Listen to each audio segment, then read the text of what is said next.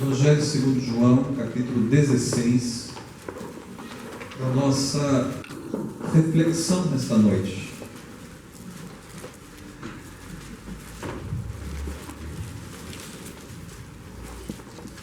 Evangelho segundo João, capítulo 16, o versículo de número 1 até o versículo de número 15.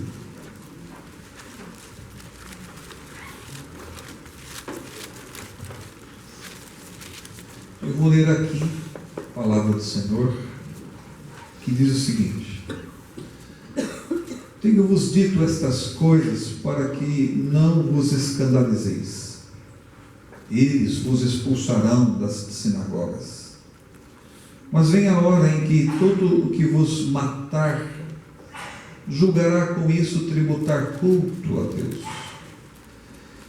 Isto farão porque não conhecem o Pai, nem a mim.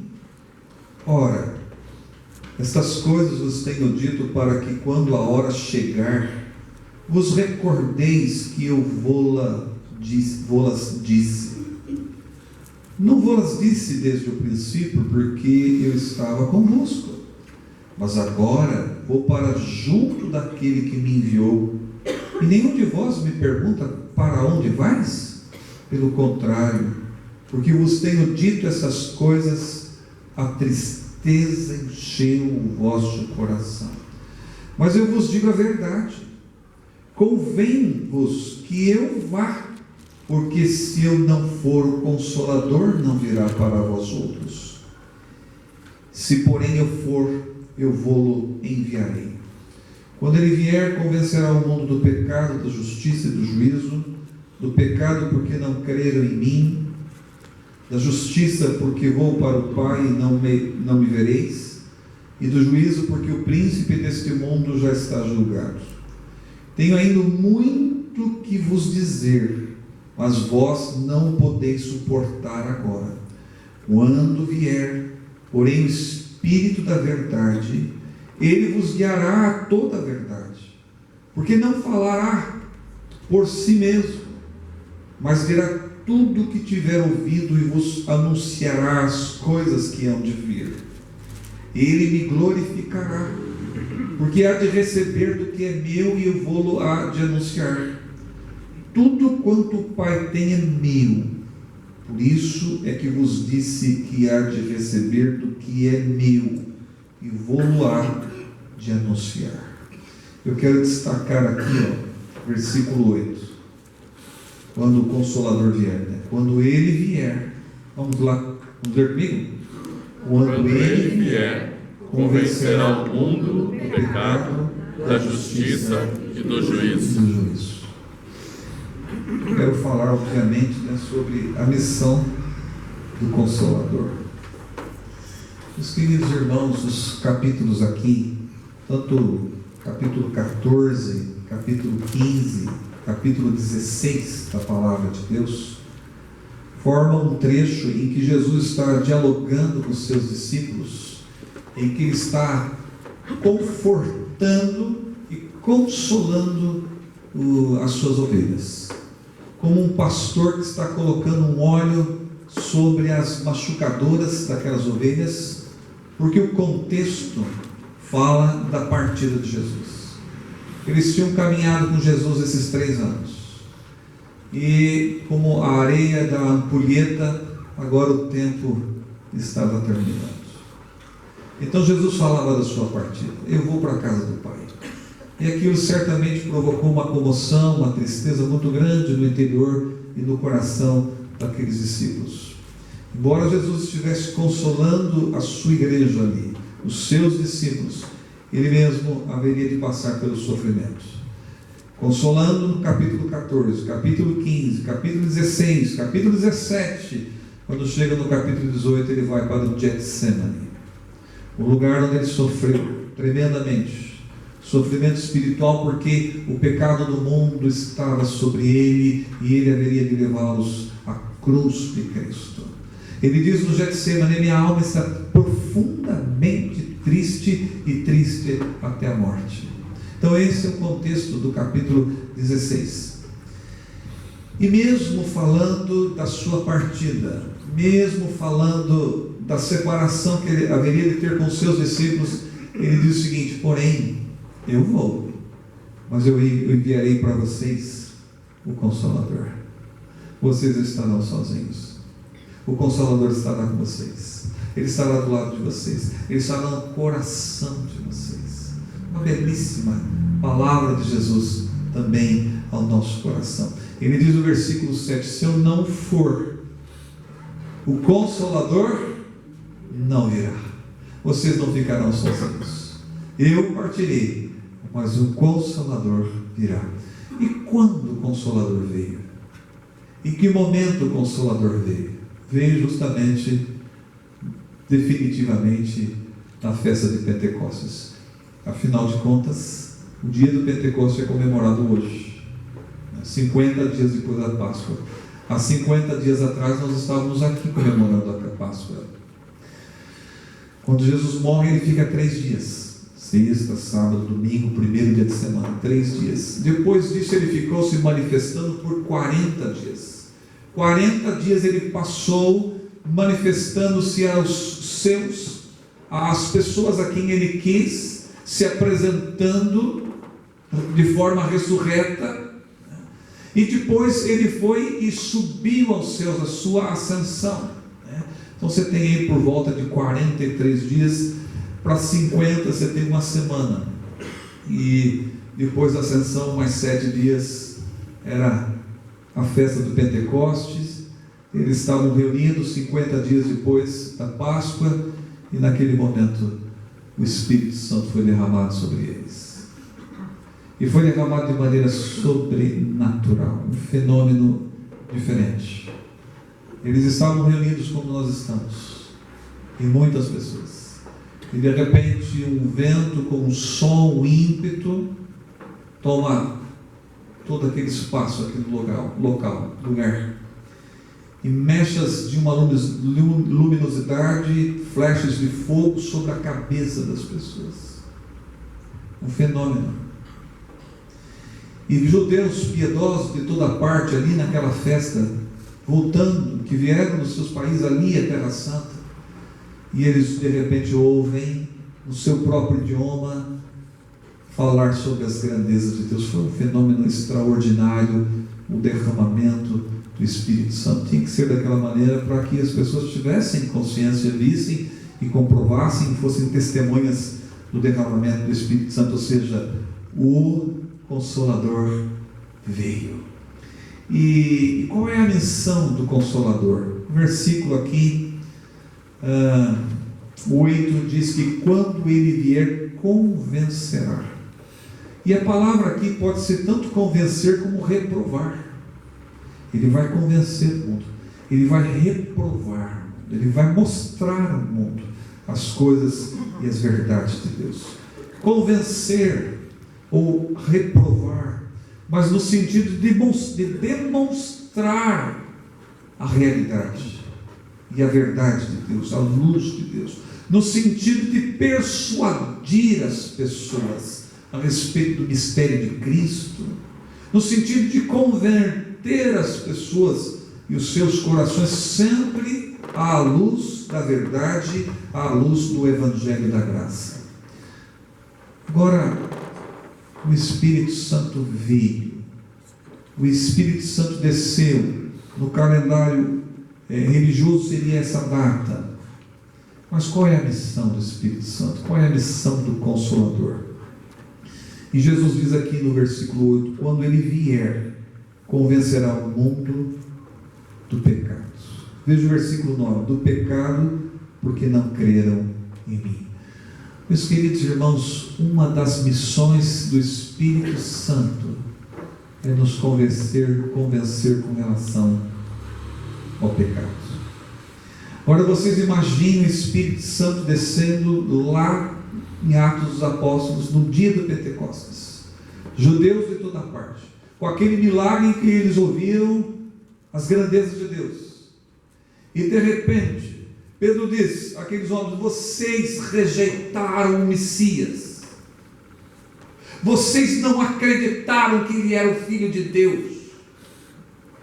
Vocês recusaram o Messias, acusaram-no de pecador, odiaram e perseguiram Jesus até a morte. Vocês mataram o príncipe da vida, o Senhor da glória. Imagina o Espírito Santo falando isso no coração. Que dor dentro do coração. A missão do Espírito Santo é convencer a respeito do pecado. Eles tinham matado Jesus, o príncipe da vida. Está no capítulo 3 de Atos dos Apóstolos, no sermão de Pedro. Vocês mataram. Imagina a consciência naquele momento. O texto diz que eles sentiram com o coração compungido, ou seja, perfurado, e disseram: o que é que nós vamos fazer? E Pedro diz: creiam em Jesus e sejam batizados, tanto vocês quanto os vossos filhos, porque a promessa é para vocês e para os vossos filhos. Meus irmãos, quem nos convence a respeito do pecado é o Espírito Santo. É o Espírito Santo. E eu me lembro muito claramente da minha conversão, ainda que fosse adolescente, de 15 para 16 anos de idade. E duas coisas me marcaram muito quando Deus me chamou pela sua graça. A primeira delas foi uma alegria indizível, inexplicável, uma coisa gloriosa, maravilhosa, porque eu entendi: então Cristo morreu por mim, Ele pagou pelas minhas faltas. É isso que vocês estão me ensinando? Vocês estão dizendo que Cristo escreveu o meu nome com o seu sangue no livro da vida? É isso que foi deslumbrante para o meu coração. Isso é o que nós chamamos de graça. O sentimento de ter alcançado uma graça pelos méritos de Jesus, não pelos meus próprios. Me senti tão profundamente indigno tamanha graça, mas uma alegria tremenda, felicidade pela obra de Cristo. Isso é o Espírito Santo que faz para a gente. A gente não enxerga isso. Se Deus, pelo seu Espírito, pelo Consolador, não nos mostrar, nós não somos convencidos do pecado. Aí o que aconteceu? Segunda coisa na minha conversão foi a consciência a respeito do pecado. Não que eu fosse como diz Paulo, principal dos pecadores, não sei, talvez fosse, mas foi a consciência de que, mas meu Deus, o Senhor fez tudo isso por mim, mas eu não ligava para o Senhor, eu nunca me importei contigo. Me ensinaram de que Deus existe, o Deus da minha infância, da minha meninice, mas eu não estava nem aí para isso. Eu vivi este mundo, me refiro até os 15 anos de idade, mas a vida para mim era a vida pela vida. E quando eu tive essa consciência de que eu adorava um Deus que era de barro, de madeira, de pedra, de pérolas, quando eu senti um arrependimento tão grande de reduzir Deus à coisa, à matéria, então foi um misto de alegria e da consciência. Só quem pode fazer isso é o Espírito de Deus, porque a Bíblia diz: eu vou, o Consolador virá, e Ele convencerá o mundo de quê? De quê? Do pecado. E por quê? Diz o versículo de número 9: porque não creram em mim. Imagina no Pentecostes, o Espírito Santo mostrando para todos aqueles homens: vocês mataram o príncipe da vida, vocês não acreditaram nele. Imagine a facada do Espírito Santo entrando na mente. E é isso que acontece também na nossa conversão. O profeta Ezequiel, no livro do profeta Ezequiel, tem uma expressão belíssima da parte de Deus, quando Deus fala assim: eu vos darei um coração novo. Enquanto há milhares de pessoas na fila do transplante, o Espírito Santo providencia isso a nós. Eu vos darei um coração novo. Eu colocarei dentro de vocês um espírito novo. O que é isso? O profeta Ezequiel diz, Deus lá no profeta Ezequiel diz assim: eu tirarei o coração de pedra e colocarei um coração de carne. Isso é vida, vida plena, vida espiritual. Quem é que nos dá isso? Jesus fala que é o Consolador. Quando Ele vier, convencerá o mundo do pecado, porque não creram em mim. Meus queridos irmãos, como é belíssimo quando nós lemos, estudamos a respeito dos grandes avivamentos que Deus proporcionou a este mundo. Ações do Espírito Santo nas mais variadas culturas e sobre as mais variadas pessoas. A ação de Deus na vida do ser humano. Nós sabemos que houveram vários avivamentos na Inglaterra, no século XVIII, e um deles, claro, está associado à figura do grande pregador John Wesley, e Whitefield, que saíam levando a mensagem de Deus. E eles iam às minas de carvão, e eles falavam com o povo, e milhares de pessoas se cercaram para ouvir a palavra de Deus através do grande pregador John Wesley. Ele foi para as aldeias da Inglaterra, da Escócia, da Irlanda. O historiador, no seu livro A Igreja de Nossos Pais, diz que John Wesley, em 7 meses, andou 4.000 quilômetros. Isso significa 2 vezes daqui no Mato Grosso do Sul. Ida, volta, ida e volta. 4.000 quilômetros no lombo de um cavalo para levar a mensagem de Deus. Esse mesmo historiador diz que no final da sua vida ele percorreu 360.000 quilômetros levando a mensagem de Deus. E uma das coisas mais impressionantes é o que ele escreveu, o que ele registrou, o que ele viu. Naquela multidão de gente que ouviram a palavra de Deus, foram impactadas e numerosas pessoas foram transformadas pelo Espírito de Deus. Isso foi a coisa que mais impressionou John Wesley. Gente de toda parte mudando de vida, sendo transformadas, sendo impactadas pelo poder de Deus. Quem faz isso? Essa é a missão do Consolador. Quando Ele vier, convencerá o mundo do pecado. Por quê? Porque a gente não acredita nele. E quando a gente crê nele, crê de maneira equivocada. Se o Espírito Santo não abrir o nosso olho, os nossos olhos, o nosso coração, a gente não enxerga as maravilhas de Deus. Por que eles ouviram as grandezas de Deus? Porque houve o derramamento do Espírito Santo naquele dia, no dia do Pentecostes. E se alguém me perguntar, pastor, mas será que eu sou de Deus? Sabe o que eu respondo? Eu vou dizer o seguinte: o apóstolo Paulo já respondeu isso faz 2000 anos, quando escreveu a carta aos Romanos, dizendo o seguinte: o Espírito de Deus testifica com o meu Espírito, com o nosso Espírito, que somos filhos de Deus. Essa convicção no coração e na alma, só o Espírito de Deus pode colocar. Se alguém, nesta noite, ouve a palavra de Deus, sente arder o seu coração, sente essa mesma convicção, não sou eu que estou fazendo isso, pode ter certeza. É o Espírito de Deus. E se for o Espírito de Deus, você vai permanecer, custe o que custar, você vai caminhar.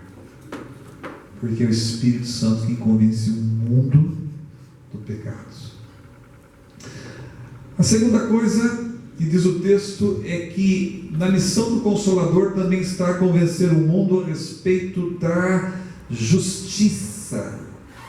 Da justiça. Agora vocês imaginem no dia do Pentecostes, que o Espírito Santo desceu e Pedro dizendo: vocês condenaram o inocente. Qual foi o erro do Senhor Jesus? Quem lhe convence de pecado? Que falta gravíssima este homem cometeu? Ou qual falta do tamanho de um grão de areia este homem cometeu? Vocês condenaram o inocente. E vocês sabem que é verdade, porque depois de 3 dias ele saiu da sua tumba, da sua própria morte. E faz 40 dias que ele se manifestou a uma multidão de pessoas. Ele é o Rei dos Reis e Senhor dos Senhores. Imagina o Espírito Santo na consciência. Olha a justiça que vocês praticaram. E é o Espírito Santo que convence-nos a respeito da justiça. Na justiça de Deus, só existe uma maneira de nós um dia encontrarmos com o povo de Deus. Só existe uma única maneira de um dia continuar a vida depois da vida.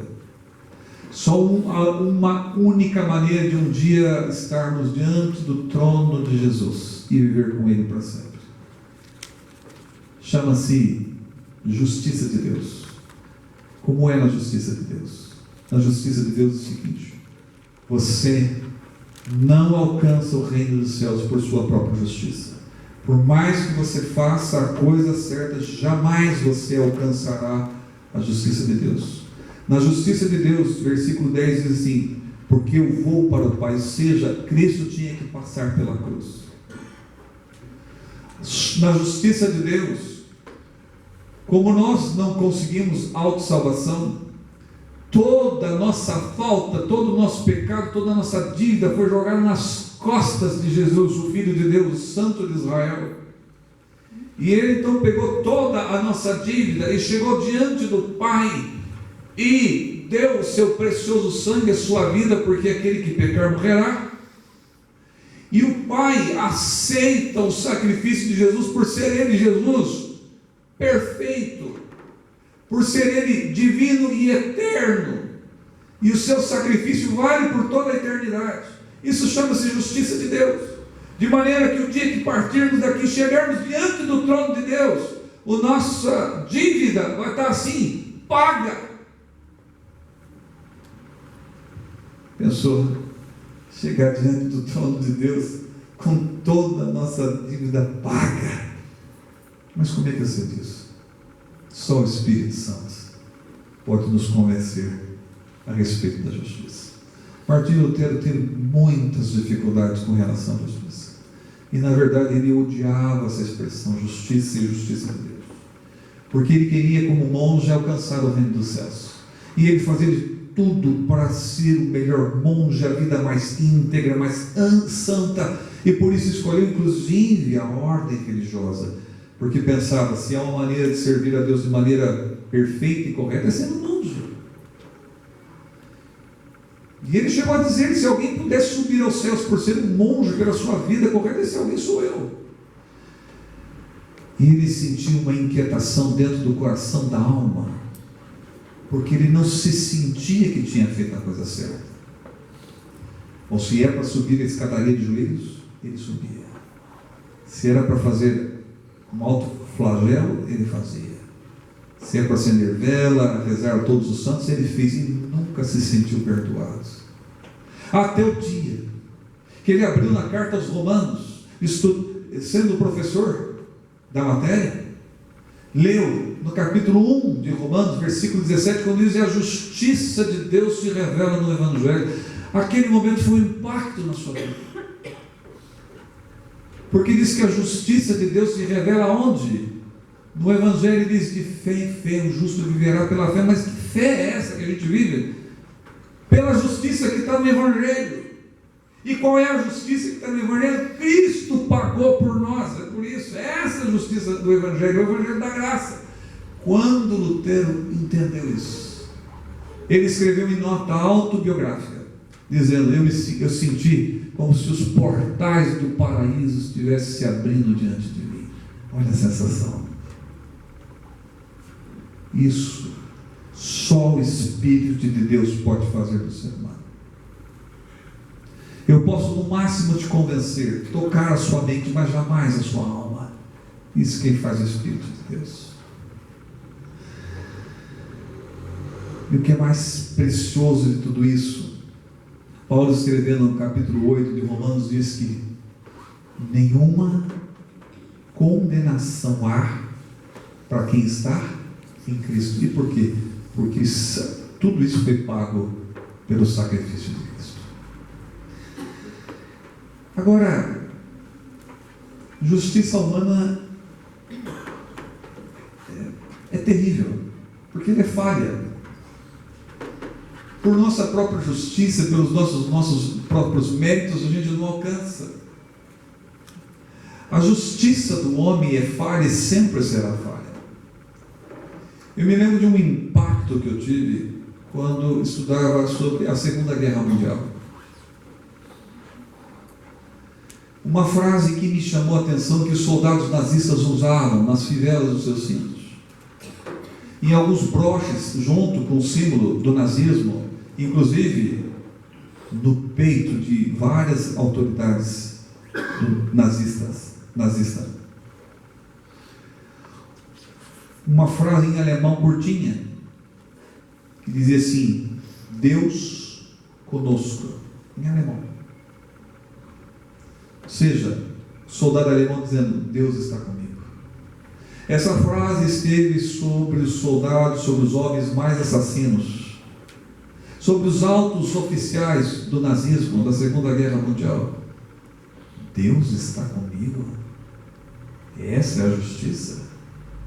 6 milhões de judeus mortos? Isso é justiça?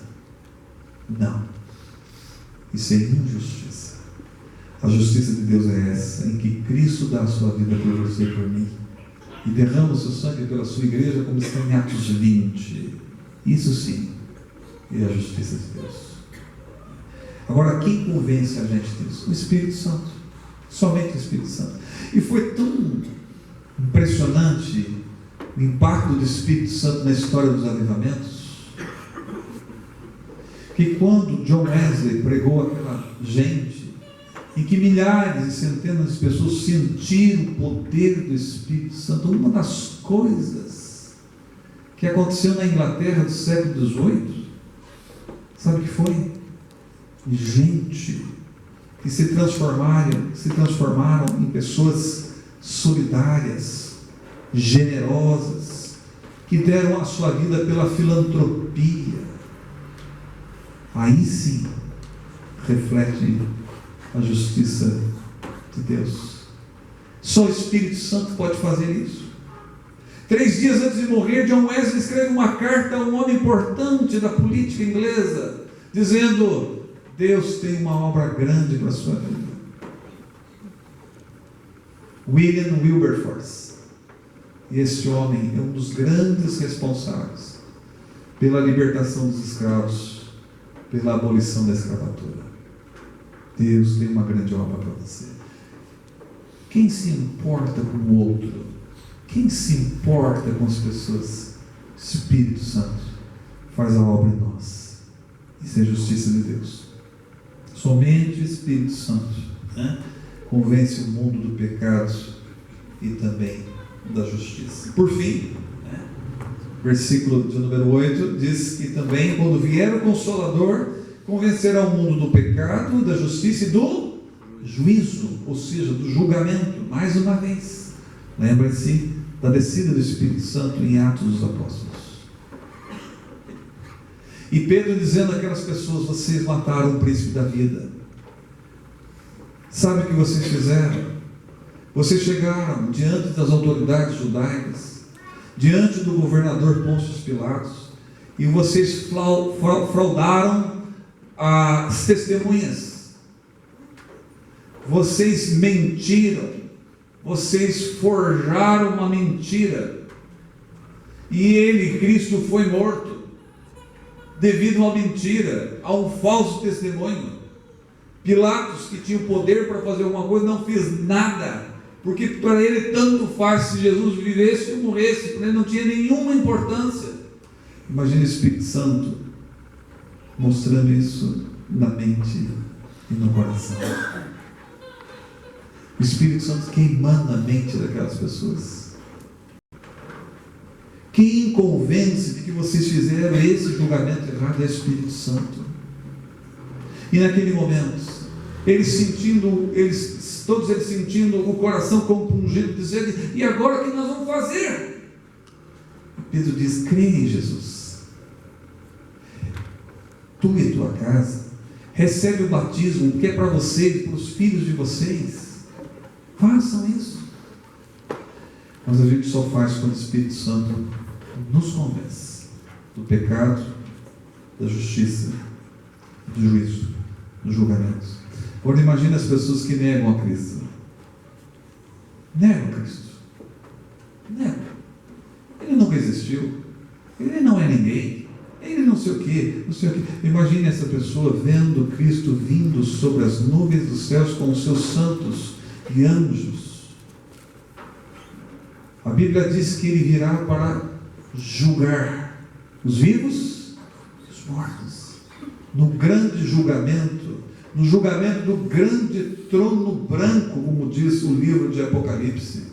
Aliás, a Bíblia diz que inclusive haverá julgamento dos anjos.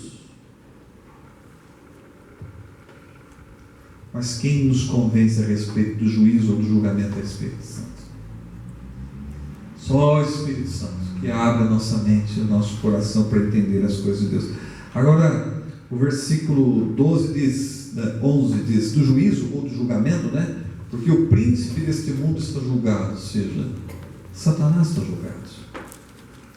Quando Satanás leva a cruz, Cristo, achando que estaria acabando com Jesus. Quando Satanás põe no coração de Judas para trair Jesus. Quando ele faz todas aquelas armadilhas para acabar com Jesus. Ele no máximo ele feriu o calcanhar de Jesus. Porque Jesus feriu a cabeça da serpente. Ao morrer na cruz, morreu a morte, e Satanás foi julgado para sempre. Por isso ele não tem poder sobre nós, não tem poder nenhum sobre nós. Uma vez alguém falou assim: pastor, e se alguém fizer macumba para a gente, pega? O que diz a palavra de Deus? Os que são nascidos de Deus, o maligno não lhe toca. Não lhe toca. Isso está em 1 João capítulo 5, mas no capítulo 4 diz assim: maior é aquele que está em vós do que aquele que está no mundo. Por quê? Porque ele está julgado, derrotado. A cruz é a vitória, e a nossa vitória e a nossa alegria. Por isso Paulo diz que quem está em Cristo é mais do que vencedor. E eu finalizo então, meus queridos irmãos, falando sobre a missão do Espírito Santo, que vem para nos convencer do pecado. Às vezes a gente caminha de uma maneira que a gente não enxerga, Precisamos de uma vida diante de Deus, precisamos amar a Deus, servir a Deus, ler a sua palavra, orar, O Espírito Santo também nos convence a respeito da justiça. Só Ele que nos abre os olhos, o coração, a alma, para entender que Ele, Cristo, é a justiça de Deus, que se revela no Evangelho, o Evangelho da graça. Que se não fosse Ele, jamais eu conseguiria a salvação. E o Espírito Santo a respeito do julgamento também, não só de Satanás, mas o nosso próprio. Por quê? Porque nós não seremos julgados. Nenhuma condenação há para quem está em Cristo Jesus. Se você compreendeu isso no seu coração, mesmo aqueles que nos assistem pela internet, que está na sua casa ou em qualquer lugar, se você sente isso no seu coração, se você sente isso na sua consciência, se você sente um ardor, uma felicidade, está entendendo as grandezas de Deus, é o Espírito Santo. Ele está dizendo para você: firme os seus passos, firme os seus passos, caminhe no caminho do Senhor, recebe o batismo, e também dos seus filhos, porque esse é o caminho da salvação. E Deus nos ajude, nos abençoe. Amém? Amém.